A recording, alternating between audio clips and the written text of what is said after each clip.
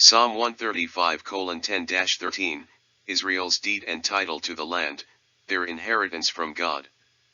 It is well known that in the establishment of Israel as a nation, God struck down many pagan nations and slaughtered some of the mighty kings of idolatry.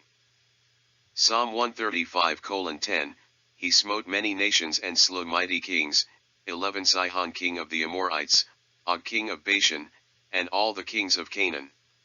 12 He gave their land as an inheritance to his people Israel. 13 Yahweh, our name endures forever, your reputation, Yahweh, through all generations. NASB. The psalmist begins with Sihon king of the Amorites.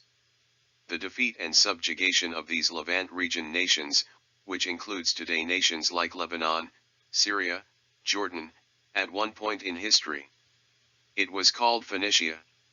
Along with their kings who demonstrated the power of God and established the power of his supremacy.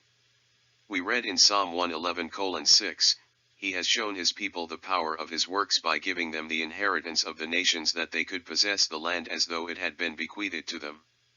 HCSB. The nations of Canaan joined in the desperate resistance offered by their monarchs, yet they were amply defeated as their kings, and instigators were slain. Using an illustration of a yoked animal, the psalmist writes, those who resist the divine purpose will find it hard to kick against the goads. Kentron is a sting or a kick that speaks figuratively of divine impulse. The greatness of the nations and the might of the kings availed nothing against the Lord. He is prepared to mete out retribution to those who attempt to thwart his plan, those who receive the God of Israel as weak as their own foolish idols. They were sorely mistaken. Jehovah intended to bless the world through his chosen people, and he could not be dissuaded. Neither would the cost be too great, neither would he be dissuaded, as the fulfillment of his planned propitiation continued even up to the offering up of his Son. From Jesus' sacrificial offering and restitution of believers. The candle of truth has been lit, and it goes through the world today through the church sharing the love of Christ and the sacrifice made on our behalf. The cost that preserves the light of that candle has come at a great price through the blood of the saints, spilled in its defense.